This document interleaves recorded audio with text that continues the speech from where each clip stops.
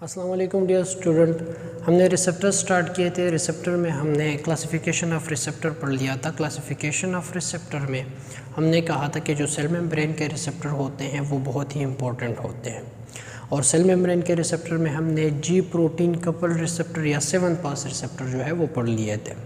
Second हमने classify किया था कि 7 पास रिसेप्टर के अलावा 1 पास रिसेप्टर पाए जाते हैं सेल मेम्ब्रेन में। तो आज हम स्टार्ट करेंगे 1 पास रिसेप्टर। 1 पास रिसेप्टर में भी हमने कहा था कि कुछ ऐसे होते हैं जो कि एंजाइम लिंक होते हैं, कुछ ऐसे होते हैं जो कि आयन चैनल का काम करते हैं। तो आज हम पढ़ेंगे एंजाइम लिंक रिसेप्टर। तो जो आज के क्लासिफिकेशन है वो है रिसेप्टर की एंजाइम लिंक रिसेप्टर के 1 पास रिसेप्टर में जो एंजाइम लिंक रिसेप्टर होते हैं मोस्ट इम्पॉर्टेंट जो कि 2 है वो हम डिस्कस करेंगे आज के लेक्चर में। तो ये 2 मैंने रिसेप्टर बनाए हैं, एक वो वाला एक ये वाला। तो ये दोनों क्या है, ये एंजाइम लिंक रिसेप्टर होते हैं। इसे हम एंजाइम लिंक रिसेप्टर क्यों कहते हैं? फर्स्ट इसे हम क्या कहते हैं, 1 पास रिसेप्टर। क्यों कहते हैं 1 पास? क्योंकि इसने सेल मेम्ब्रेन को सिर्फ एक बार ही क्रॉस किया होता है। इसने मेम्ब्रेन को क्या किया होता है, एक बार ही क्रॉस किया होता है। दैट्स वाई हम इसे क्या कहते हैं, ये 1 पास रिसेप्टर है। सेकंड हम इसे एंजाइम लिंक रिसेप्टर क्यों कहते हैं? क्योंकि इसके जो इंटरनल डोमेन होता है, फॉर एग्जांपल ये क्या है, ये इस रिसेप्टर का इंटरनल डोमेन है। तो चाहे वो वाला है चाहे ये वाला है, इन दोनों के इंटरनल डोमेन के साथ यहाँ पे एक एंजाइम अटैच होता है। उस एंजाइम की वजह से, उस एंजाइम की मौजूदगी की वजह से ये वाला जो रिसेप्टर होता है ये इंट्रासेलुलरली इस एंजाइम की वजह से अपना एक्शन परफॉर्म करता है। दैट्स वाई हम इसे क्या कहते हैं, एंजाइम लिंक रिसेप्टर। जैसे कि प्रीवियस में हमने जी प्रोटीन कपल रिसेप्टर पढ़ा था, तो उसे हम जी प्रोटीन कपल रिसेप्टर क्यों कहते थे? क्योंकि इंट्रासेलुलरली उसके इंटरनल डोमेन के साथ, उस रिसेप्टर के इंटरनल डोमेन के साथ यहाँ पे जी प्रोटीन अटैच होता था, और उस जी प्रोटीन की वजह से वो अपना एक्शन परफॉर्म करता था। दैट्स वाई हमने उसको क्या कहा था कि ये जी प्रोटीन कपल रिसेप्टर है। अब ये एंजाइम लिंक रिसेप्टर क्यों है? क्योंकि इसके इंटरनल डोमेन के साथ यहाँ पे एक एंजाइम अटैच होता है। दैट्स वाई हम इसे क्या कहते हैं, एंजाइम लिंक रिसेप्टर है। अब एक ये है और एक वो है। अब इन दोनों में फ़र्क क्या होता है, यहाँ पे इंट्रासेलुलरली पाथवे का डिफरेंस होता है, वो हम डिस्कस करेंगे। फर्स्ट इसे कर लेते हैं डिस्कस। तो फर्स्ट क्या होता है कि यहाँ पे ऊपर से, यहाँ पे हर एक रिसेप्टर के लिए ऊपर क्या आना चाहिए, एक लाइगेंड आना चाहिए, और यहाँ पे वो लाइगेंड है हार्मोन। तो कोई भी हार्मोन आ जाता है इस रिसेप्टर के एक्सटर्नल डोमेन के साथ या लाइगेंड बाइंडिंग डोमेन के साथ, वो वाला हार्मोन अटैच हो जाता है। अब जैसे ही वो वाला हार्मोन इसके साथ अटैच हो जाता है तो ये क्या बना लेता है, ये बना लेता है हार्मोन, ये क्या बना लेता है, हार्मोन रिसेप्टर कॉम्प्लेक्स बना लेता है। क्या बना लेता है, हार्मोन रिसेप्टर कॉम्प्लेक्स। जैसे ही हार्मोन रिसेप्टर कॉम्प्लेक्स बन जाता है तो ये वाला रिसेप्टर क्या हो जाता है, ये वाला रिसेप्टर हो जाता है एक्टिवेट। अब जैसे ही ये वाला रिसेप्टर एक्टिवेट हो जाता है तो इसका इंट्रासेलुलर डोमेन के साथ यहाँ पे एक एंजाइम अटैच होता है। उस एंजाइम का नाम है टायरोसिन काइनेज एंजाइम। उस एंजाइम का क्या नाम है, टायरोसिन काइनेज एंजाइम। अब इस एंजाइम का नाम क्या है, टायरोसिन काइनेज एंजाइम। तो दैट्स वाई हम इस रिसेप्टर को क्या कहते हैं, टायरोसिन काइनेज लिंक रिसेप्टर। इसे हम क्या कहते हैं, टायरोसिन काइनेज लिंक रिसेप्टर कहते हैं। अब जैसे ही ये रिसेप्टर एक्टिवेट हो गया, इसने किस चीज़ को एक्टिवेट किया, टायरोसिन काइनेज एंजाइम को एक्टिवेट कर लिया। टायरोसिन काइनेज एंजाइम को क्या कर लिया, इसने एक्टिवेट कर लिया। अब जैसे ही टायरोसिन काइनेज एंजाइम क्या हो जाता है, ये वाला एंजाइम जैसे ही एक्टिवेट हो जाता है तो ये टायरोसिन काइनेज क्या करता है, तो इसके साथ यहाँ पे एक कंपोनेंट, एक अमाइनो एसिड अटैच हो जाता है, जिसे हम क्या कहते हैं, T amino acid. T amino acid का नाम क्या है, टी अमाइनो एसिड का नाम है टायरोसिन अमाइनो एसिड। इसका क्या नाम है, टायरोसिन अमाइनो एसिड। तो यहाँ पे एक टायरोसिन अमाइनो एसिड इसी के साथ अटैच होता है। तो उस टायरोसिन अमाइनो एसिड की ये क्या करता है, ये यहाँ पे इसकी फॉस्फोराइलेशन करता है। ये क्या करता है, इसके साथ एक फॉस्फेट को अटैच करता है। किस चीज़ को अटैच करता है, एक फॉस्फेट को, एक पी को इसके साथ क्या कर देता है, अटैच कर देता है। जैसे ही ये पी इसके साथ अटैच हो जाती है, पी का मतलब ये है कि यहाँ पे इस टायरोसिन को ये एनर्जी देता है। फॉस्फेट मीन कि एटीपी को यूटिलाइज करके उसमें से एक पी जो है वो इसको दे देता है, तो इसे एनर्जी प्रोवाइड हो जाती है। और ये वाला टायरोसिन क्या हो जाता है, ये एक्टिवेट हो जाता है। ये क्या हो जाता है, एक्टिवेट। तो टायरोसिन काइनेज बेसिकली कर क्या रहा है, यहाँ पे ये एक्टिवेट कर रहा है। ये क्या कर रहा है, एक्टिवेट कर रहा है। किस चीज़ को एक्टिवेट कर रहा है, टायरोसिन को। कैसे एक्टिवेट कर रहा है, यहाँ पे फॉस्फोराइलेशन कर रहा है। क्या कर रहा है, फॉस्फोराइलेशन। फॉस्फोराइलेशन कर रहा है किस चीज़ की, टायरोसिन अमाइनो एसिड की, जिसकी वजह से ये क्या हो जाता है, एक्टिवेट हो जाता है। अब जैसे ही टायरोसिन अमाइनो एसिड एक्टिवेट हो जाता है, तो यहाँ पे ये टायरोसिन अमाइनो एसिड क्या करता है, ये टायरोसिन अमाइनो एसिड यहाँ पे एक और किस्म का एक प्रोटीन होता है, जिसे हम क्या कहते हैं, जिसे हम कहते हैं सल्फर हाइड्राइड। जिसे हम क्या कहते हैं, सल्फर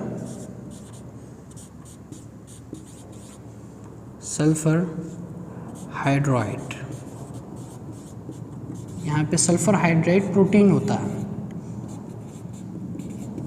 जैसे ही सल्फर ये टायरोसिन अमाइनो एसिड एक्टिवेट हो जाता है, तो ये क्या करता है, ये इस सल्फर हाइड्राइड को एक्टिवेट करता है। ये इस सल्फर हाइड्राइड को क्या करता है, इस सल्फर हाइड्राइड को एक्टिवेट करता है। जैसे ही सल्फर हाइड्राइड एक्टिवेट हो जाता है, सल्फर हाइड्राइड एक प्रोटीन होता है, वो प्रोटीन जैसे ही एक्टिवेट हो जाता है, तो इस सल्फर हाइड्राइड का काम क्या होता है, इस सल्फर हाइड्राइड का काम क्या होता है कि ये यहाँ पे इसी साइटोप्लाज्म में एक और प्रोटीन होता है। उस प्रोटीन का नाम है SOS। इस प्रोटीन का नाम क्या है, SOS। SOS stand for sum of 7 protein, sum of 7 protein. तो ये सल्फर हाइड्राइड क्या करता है, ये सल्फर हाइड्राइड इस सम ऑफ 7 प्रोटीन को एक्टिवेट करता है। ये इस सम ऑफ 7 प्रोटीन को क्या करता है, एक्टिवेट करता है। जैसे ही ये सम ऑफ 7 प्रोटीन एक्टिवेट हो जाता है, तो इस सम ऑफ 7 प्रोटीन का काम क्या होता है कि ये यहाँ पे एक और प्रोटीन होता है, एक और एंजाइम होता है, एक और एंजाइम होता है। उस एंजाइम को ये क्या करता है, फॉस्फोराइलेट करता है और उस एंजाइम को एक्टिवेट करता है। उस एंजाइम का नाम क्या है, रॉस काइनेज। उस एंजाइम का क्या नाम है, Ross kinase. Ross kinase stand for red sarcoma kinase enzyme, kinase enzyme. तो ये सम ऑफ 7 प्रोटीन जैसे ही एक्टिवेट हो जाता है, तो ये सम ऑफ 7 प्रोटीन क्या करता है, ये साइटोप्लाज्म में एक एंजाइम होता है। उस एंजाइम का नाम है रेड सार्कोमा काइनेज या रॉस काइनेज एंजाइम। तो ये इस रॉस काइनेज को क्या कर देता है, इस रॉस काइनेज को कर देता है एक्टिवेट। अब जैसे ही ये रॉस काइनेज एक्टिवेट हो जाता है, तो रॉस काइनेज का काम क्या होता है कि ये यहाँ पे एक और एंजाइम होता है। उस एंजाइम का क्या नाम है, रॉफ काइनेज। उस एंजाइम का क्या नाम है, रॉफ काइनेज। तो ये उस रॉफ काइनेज को क्या कर देता है, एक्टिवेट कर देता है। ये उस रॉफ काइनेज को क्या कर देता है, एक्टिवेट कर देता है। Raf kinase stand for ribosomal accelerating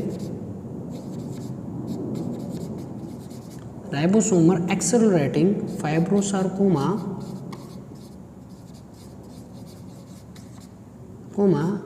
kinase.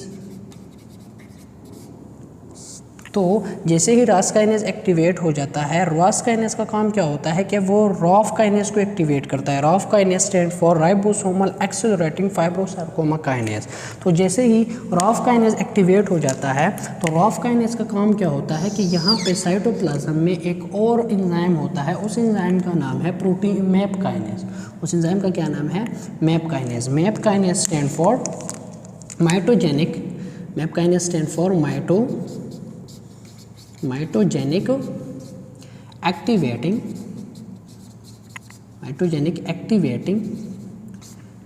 Activating protein kinase. तो जैसे ही रॉफ काइनेज एक्टिवेट हुआ, रॉफ काइनेज ने क्या किया कि मैप काइनेज को एक्टिवेट कर दिया। क्या कर दिया, मैप काइनेज को एक्टिवेट कर दिया। जैसे ही मैप काइनेज एक्टिवेट हो गया तो मैप काइनेज का काम क्या होता है, मैप काइनेज का काम वो होता है कि जो हार्मोन जिस फंक्शन के लिए आया है इंट्रासेलुलरली जो फंक्शन परफॉर्म होना है तो वो फंक्शन परफॉर्म कौन करता है, वो फंक्शन परफॉर्म करता है मैप काइनेज। तो क्या होता है कि फर्स्ट हार्मोन आता है कोई भी, वो इस रिसेप्टर के साथ अटैच हो जाता है, हार्मोन रिसेप्टर कॉम्प्लेक्स बना लेता है। हार्मोन रिसेप्टर जैसे ही कॉम्प्लेक्स बन जाता है तो इस रिसेप्टर के साथ यहाँ पे जो एंजाइम लिंक्ड होता है that enzyme is called tyrosine kinase enzyme. तो टायरोसिन काइनेज एक्टिवेट हो जाता है बाय दिस रिसेप्टर। जैसे ही टायरोसिन काइनेज एक्टिवेट हो जाता है, इस टायरोसिन काइनेज का काम क्या होता है कि ये यहाँ पे एक अमाइनो एसिड होता है, that amino acid is called tyrosine amino acid. तो ये टायरोसिन काइनेज उस टायरोसिन अमाइनो एसिड को फास्फोराइलेट करता है एंड एक्टिवेट कर देता है। जैसे ही टायरोसिन अमाइनो एसिड एक्टिवेट हो जाता है, उसका काम क्या होता है कि यहाँ पे साइटोप्लाज्म में एक प्रोटीन होता है, that protein is called sulphur hydride protein. तो वो टायरोसिन क्या करता है, सल्फर हाइड्राइड प्रोटीन को एक्टिवेट कर देता है। जैसे ही सल्फर हाइड्राइड प्रोटीन एक्टिवेट हो जाता है, वो साइटोप्लाज्म में SOS सम ऑफ 7 प्रोटीन को एक्टिवेट कर देता है। जैसे ही SOS sum of 7 protein activate हो जाता है, वो साइटोप्लाज्म में रॉस काइनेज एंजाइम को एक्टिवेट कर देता है। Ross kinase red sarcoma kinase enzyme को एक्टिवेट कर देता है। जैसे ही रॉस एक्टिवेट हो जाता है, वो एक्टिवेट कर देता है रॉफ काइनेज को। Raf kinase stand for ribosomal accelerating fibrosarcoma kinase enzyme. जैसे ही रॉफ काइनेज एक्टिवेट हो जाता है, रॉफ काइनेज एक एंजाइम को एक्टिवेट करता है, दैट इज कॉल्ड प्रोटीन का MAP kinase, that is called MAP kinase. MAP kinase mitogenic activating protein kinase. तो जैसे ही मैप काइनेज एक्टिवेट हो जाता है, तो ये मैप काइनेज क्या करता है, ये मैप काइनेज क्या करता है, ये मैप काइनेज चला जाता है न्यूक्लियस में। अब न्यूक्लियस में क्या होते हैं, न्यूक्लियस में DNA क्या होता है, DNA होता है। तो ये क्या करता है, ये मैप काइनेज क्या करता है, ये जैसे ही यहाँ पे आ जाता है तो ये मैप काइनेज क्या करता है, यहाँ पे फॉर एग्जांपल ये मैप आ गया, ये मैप आ गया, तो मैप काइनेज क्या करता है, इस DNA को फास्फोराइलेट करता है। इसे क्या करता है, फास्फोराइलेट करता है। तो जैसे ही DNA फास्फोराइलेट हो जाता है, RNA फास्फोराइलेट हो जाता है, तो एंड में जब DNA की फास्फोराइलेशन हो जाती है, जेनेटिक कोडिंग हो जाती है, तो एंड में जो रिजल्ट आएगा, एंड में जो इसका जो रिजल्ट आएगा, तो रिजल्ट क्या निकलेगा इनके इसके एंड में, इसके एंड में रिजल्ट क्या बनेगा, DNA को एक्टिवेट कर लिया किस चीज़ के लिए, प्रोटीन सिंथेसिस के लिए। किस चीज़ के लिए, प्रोटीन सिंथेसिस।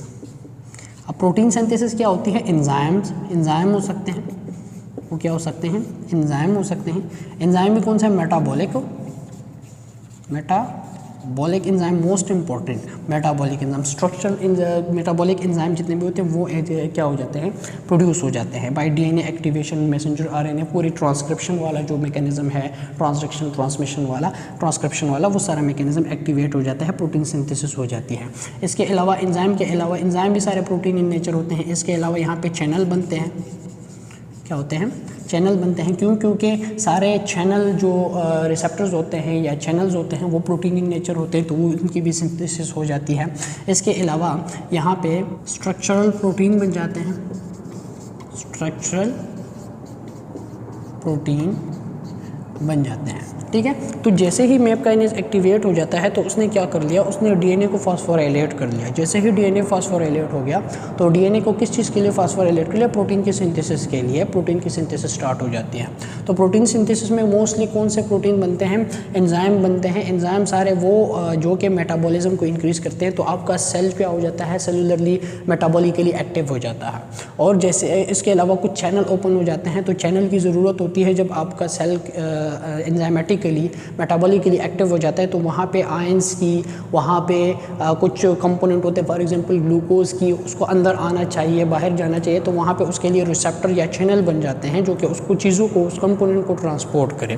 इसके अलावा स्ट्रक्चरल प्रोटीन, अगर यहाँ पे कुछ बनना है, कोई चीज़ बननी होती है, प्रोटीन बनने होते हैं, तो जो कि उस सेल को स्ट्रक्चर दे, तो वो वाले प्रोटीन भी बनना स्टार्ट हो जाते हैं। तो ये था एक एंजाइम लिंक रिसेप्टर का पूरा पाथवे, जिसे हम क्या कहते हैं, tyrosine kinase link receptor. Tyrosine kinase link receptor. अब यहाँ पे इस टायरोसिन काइनेज लिंक रिसेप्टर पे जो हार्मोन एक्ट करता है, मोस्ट अबंडेंटली हमारे बॉडी में ये जो रिसेप्टर पाया जाता है, जिस हार्मोन के लिए पाया जाता है, that hormone is called, one of the most important hormone is called insulin. क्या? इंसुलिन। तो ये इंसुलिन के लिए पाया जाता है हमारी बॉडी में। सेकंड, यहाँ पे एक और एंजाइम लिंक रिसेप्टर मैंने बनाया है, इसको देखें तो यहाँ पे सेम फिनोमेना अप्लाई होगा। ये भी वन पास रिसेप्टर है, ये भी एंजाइम लिंक रिसेप्टर है। अब यहाँ पे भी क्या आएगा, कोई भी हार्मोन आएगा, ड्रग्स आएगा या कोई भी चीज़ आती है तो वो इसके साथ अटैच हो जाते हैं, तो क्या बना लेता है, हार्मोन रिसेप्टर कॉम्प्लेक्स। तो हार्मोन रिसेप्टर कॉम्प्लेक्स जैसे ही बन जाता है तो ये वाला रिसेप्टर क्या हो जाता है, एक्टिवेट हो जाता है। जैसे ही ये रिसेप्टर एक्टिवेट हो जाता है तो यहाँ पे इसके साथ टायरोसिन काइनेज एंजाइम अटैच नहीं होता, यहाँ पे टायरोसिन एसोसिएटिंग, यहाँ पे क्या होता है, टायरोसिन एसोसिएटिंग काइनेज एंजाइम होता है। मतलब इसमें टायरोसिन होते हैं बट टायरोसिन काइनेज नहीं होता, टायरोसिन लाइक प्रोटीन होता है, टायरोसिन लाइक एंजाइम होता है। तो दैट इज कॉल्ड टायरोसिन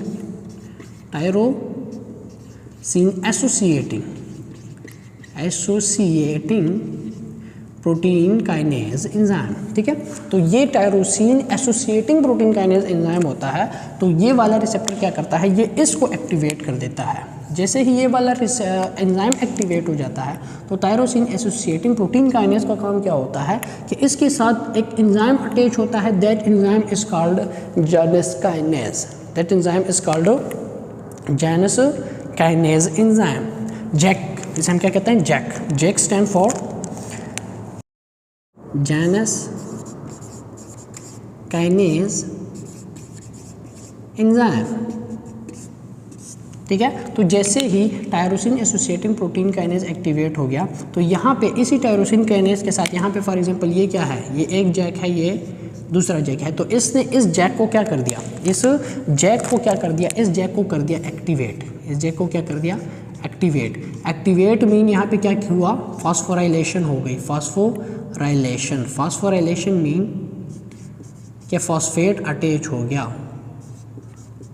कि यहाँ पे क्या अटैच हो गया, फॉस्फेट, इसके साथ फॉस्फेट सारा का सारा अटैच हो गया। जैसे ही जैक काइनेज एक्टिवेट हो गया तो जैक काइनेज के साथ नीचे क्या अटैच होते हैं, जैक काइनेज के साथ इस एंजाइम के साथ यहाँ पे अमाइनो एसिड अटैच होता है, that amino acid is called tyrosine, that is called tyrosine amino acid. तो यहाँ पे टायरोसिन अमाइनो एसिड होता है, क्या होता है, tyrosine amino acid. Tyrosine amino acid होता है। ये जैक काइनेज जैसे ही एक्टिवेट हो जाता है तो ये जैक काइनेज क्या करता है, ये इस टायरोसिन अमाइनो एसिड को कर देता है एक्टिवेट कैसे करता है कि यहाँ पे इसके साथ क्या अटैच कर लेता है, फॉस्फेट को अटैच कर लेता है, इस टायरोसिन को फॉस्फोराइलेट कर देता है, एनर्जी दे देता है। तो जैसे ही टायरोसिन अमाइनो एसिड एक्टिवेट हो जाता है थ्रू जैक काइनेज, किसकी वजह से, जैक काइनेज की वजह से, तो ये टायरोसिन क्या करता है, इसके साथ यहाँ पे एक एंजाइम कह सकते हैं, एक प्रोटीन कह सकते हैं जो कि साइटोप्लाज्म में मौजूद होता है, जिसका नाम क्या है, स्टेट काइनेज। इसका काम क्या है, स्टेट एंजाइम, स्टेट प्रोटीन। तो उस STAT protein stand for signalling transducer and activating transcriptor.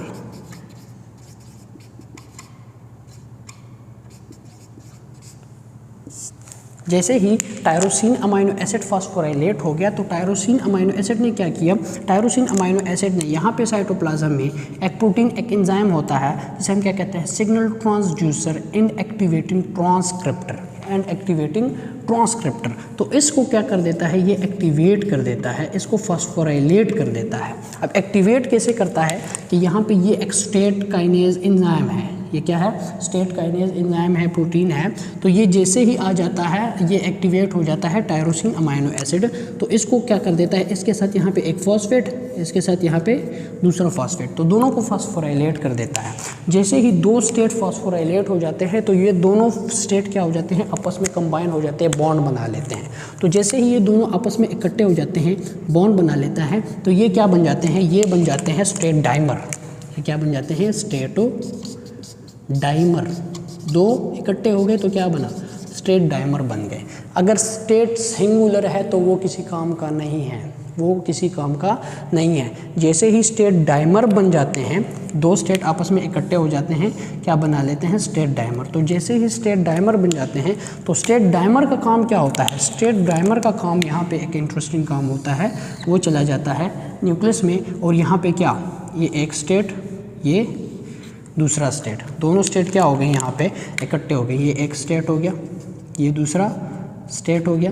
तो दोनों स्टेट जब यहाँ पे आके इकट्ठे हो जाते हैं तो स्टेट क्या कर देता है, स्टेट डीएनए को फॉस्फोराइलेट कर देता है। यहाँ पे क्या कर देता है, डीएनए को फॉस्फोराइलेट कर देता है। जैसे ही डीएनए को फॉस्फोराइलेट कर देता है तो डीएनए एक्टिवेट हो जाती है। डीएनए किस चीज़ के लिए एक्टिवेट हो जाती है, protein synthesis, enzyme synthesis, channel synthesis, structured protein synthesis के लिए ये क्या हो जाता है, एक्टिवेट हो जाता है। तो इस पाथवे को देखें तो यहाँ पे क्या होता है, हार्मोन आया, रिसेप्टर के साथ अटैच हुआ, वन पास रिसेप्टर के साथ, जो कि एंजाइम लिंक है with tyrosine associating protein kinase. जैसे ही वो वाला tyrosine associating protein kinase activate हो गया बाय दिस रिसेप्टर, उसने क्या कर दिया, यहाँ पे इसके साथ अटैच एक एसोसिएटिंग प्रोटीन होता है, एक एसोसिएटिंग एंजाइम होता है जिसका नाम है जैक, जिसका नाम क्या है, जैक, जैनस काइनेज एंजाइम। तो इसने क्या किया, जैनस काइनेज एंजाइम को एक्टिवेट कर दिया।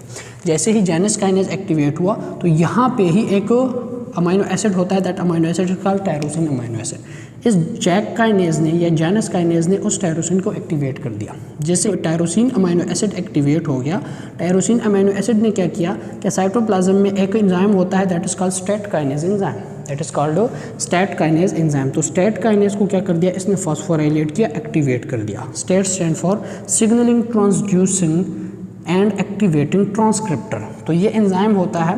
अब जैसे ही एक स्टेट और दूसरा स्टेट फॉस्फोराइलेट होता है बस बाय टायरोसिन अमाइनो एसिड, तो दोनों स्टेट इकट्ठे हो जाते हैं। फॉस्फोराइलेटेड या एक्टिवेटेड स्टेट दोनों इकट्ठे हो जाते हैं तो क्या बना लेते हैं, स्टेट डाइमर बन जाता है। जैसे ही स्टेट डाइमर बन जाता है तो स्टेट डाइमर आता है न्यूक्लियस के अंदर और डीएनए को फॉस्फोराइलेट कर देता है, और एंड में एक्शन क्या होता है, सेम जैसे कि टायरोसिन लिंक रिसेप्टर का है।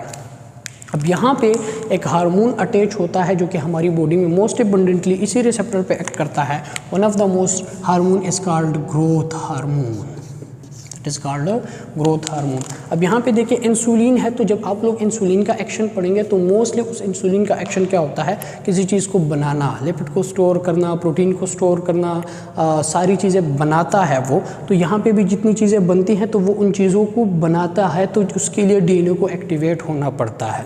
इसी तरह अगर आप लोग ग्रोथ हार्मोन को ले लें तो ग्रोथ हार्मोन क्या करता है, ग्रोथ हार्मोन हमारी बॉडी में मेटाबॉलिज्म को एक्टिवेट करता है, ग्रोथ कराता है, एनर्जी चाहिए होती है। इसके अलावा ग्रोथ के वक्त हमारे स्ट्रक्चर्ड प्रोटीन बनने चाहिए जो कि ग्रोथ हार्मोन का काम है, और वो उन डीएनए को एक्टिवेट करता है ताकि स्ट्रक्चर्ड प्रोटीन बने। तो ये दोनों क्या है, ये दोनों रिसेप्टर ही वन पास रिसेप्टर है, बट ये कोई चैनल नहीं है, ये कोई जी प्रोटीन के साथ अटैच नहीं है, ये एक एंजाइम के साथ अटैच है दोनों ही। तो दैट्स वाई हम इन दोनों को क्या कहते हैं, एंजाइम लिंक रिसेप्टर कहते हैं। और ये था आपका enzyme link receptor one pass receptor में। नेक्स्ट लेक्चर हमारा होगा इंशाल्लाह ion channel, one pass receptor ion channel पे। अगर इस लेक्चर में कोई भी क्वेश्चन है तो आप लोग मुझसे पूछ सकते हैं। Thank you so much.